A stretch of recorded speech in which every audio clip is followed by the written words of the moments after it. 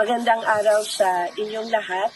Naririto po ako ngayon sa Barangay Robles, sa La Castillana, isa sa mga areas na matinding tinamaan ng bagyong Tino. Dito po ngayon kung saan ako nakatayo sa aking likod, dati po ito ay maraming bahay na nakatayo. Ngunit ngayon, katulad po ng nakikita nyo, ay wala na pong mga bahay. Dito po sa Barangay Robles, meron pong 1,000 household at sa komunidad po na ito ay meron pong 100 partners ang CCT.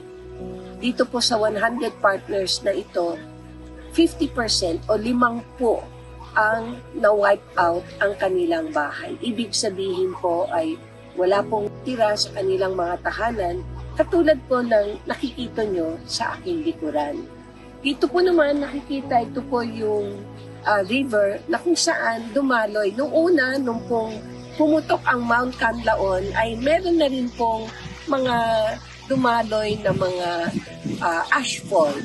Pero nung pong dumating ang bagyong Tino, no, nagkaroon po ng flash flood po na dumaan dito sa river na ito.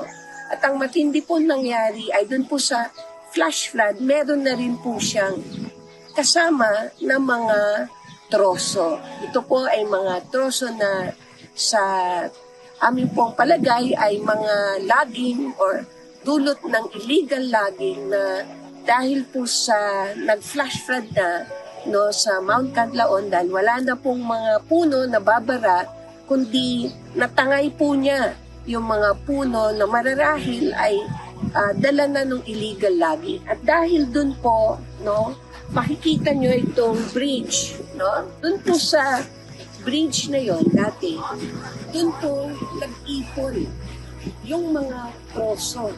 Kaya nawasak po yung bridge, pero at the same time, nabarahan yung daloy ng tubig. At instead na dito po dumaan, umakyat po yung tubig, no? Kaya makikita nyo po, no, na itong lugar na to, na dati puno ng bahay, ay wala na po, no? Sa ngayon, yung pong mga relief na dumadating are mostly in the form of food, clothing, may medicine, pero po para sa mga bahay na na-wipe out, yung pong mga gamit na natangay nung flash flood, yun po ngayon ay wala na at yun yung pangangailangan na sa ngayon ay hindi pa natutugunan.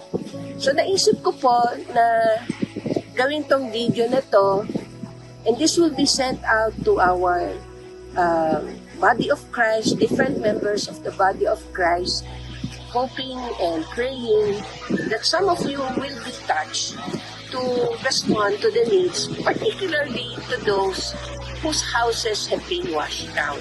So I know we cannot solve everything, pero for the 50, at least yun po, alam natin meron tayong mga pangalan dahil ito po ay hindi mga unknown, these are not ghost people, but these are people that CCT has been walking with. So if you will partner with us to help these 50 households, no, so these are people who are known to us, no, you can be assured that whatever help you will extend to rebuild their homes, or even just to start again providing for their needs, no, yung panluto, no, mga gamit pangbahay, no, as they try to rebuild their homes, will surely go to the right people.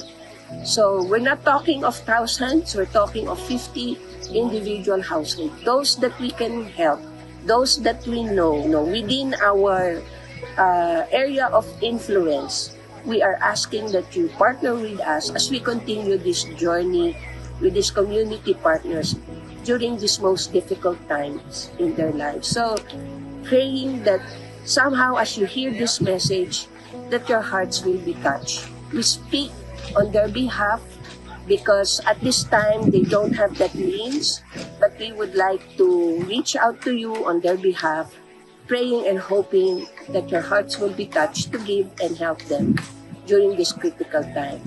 God bless you, even as we are praying that the Lord will touch your hearts.